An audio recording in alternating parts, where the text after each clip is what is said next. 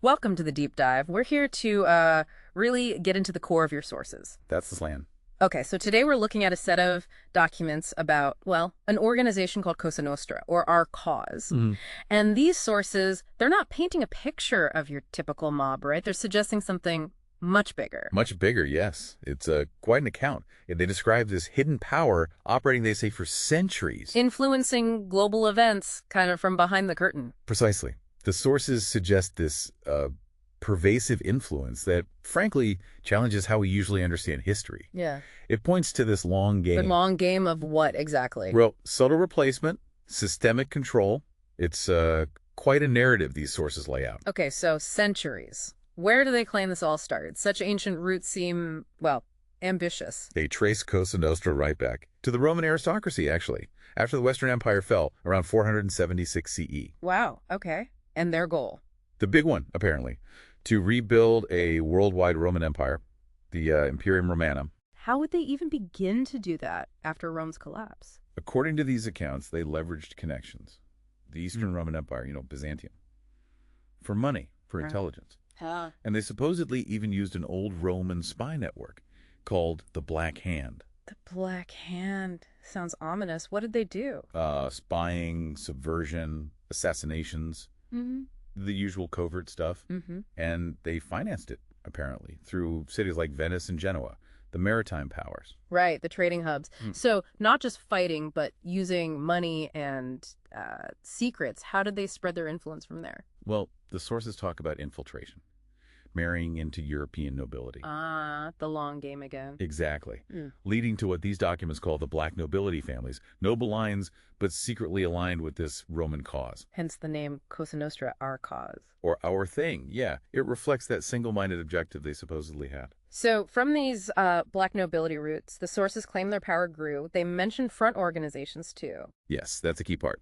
Groups like the Knights Hospitaller, now the Sovereign Military Order of Malta, SMOM, Okay. and the Knights Templar. The sources portray these as, well, covert Roman military arms disguised as religious orders. For what purpose? Fundraising. Fundraising, yes. Banking, recruitment. And significantly, both apparently use the Roman eagle symbol. Interesting. What else? The Roman Inquisition is also mentioned as a tool for persecution. The Albigensian Crusade, Spanish Inquisition. So controlling belief systems, too. It seems that way. And later, they claim Freemasonry was established with CN approval around 1717. With rituals written by the Jesuits. That's another group mentioned as a front. That's what's alleged.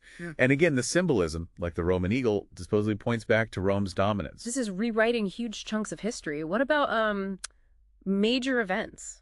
Revolutions, wars? Yeah, the narrative goes there, too. Events like the Gunpowder Plot, the Jacobite Risings, described as false flags, phony wars, essentially. Meaning they were staged to manipulate people. That's the claim.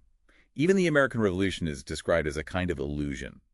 The USA set up as a company by a CN-controlled British government. Wow. So figures like Washington, Franklin. Allegedly CN agents, according to these sources, and Lincoln's assassination, attributed to his opposition to the Jesuits. It keeps going. The U.S. Civil War. World Wars. All presented as planned conflicts, orchestrated by CN. They mention Albert Pike, the Freemason, supposedly detailing a plan for 3 world wars. 3? Yeah.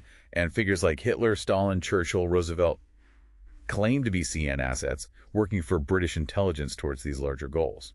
World War II itself is called a phony war to clear out opposition. And the UN. Created by CN in 45, the sources state, to lay groundwork for a world government after this planned Third World War. That's quite the claim. So if this is all supposedly happening, how is it structured now? The sources describe a cellular structure to ensure survival, plausible deniability, topped by those black nobility families we mentioned. With different division. Highly specialized, yeah.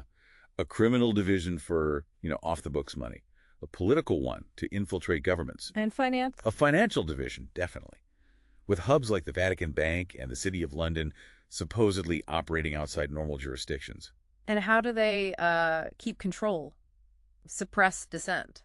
Well, there's talk of a black propaganda and subversion division, using that old Roman idea, divide and rule. Through psyops, psychological operations? Exactly. The Cold War itself is even framed as a psyop to control people. They also mention divisions for extremism, promotion, terrorism. To create problems they can then solve. That's the Hegelian dialectic idea, yeah. Problem, reaction, solution. Create a crisis, get a reaction, offer their solution.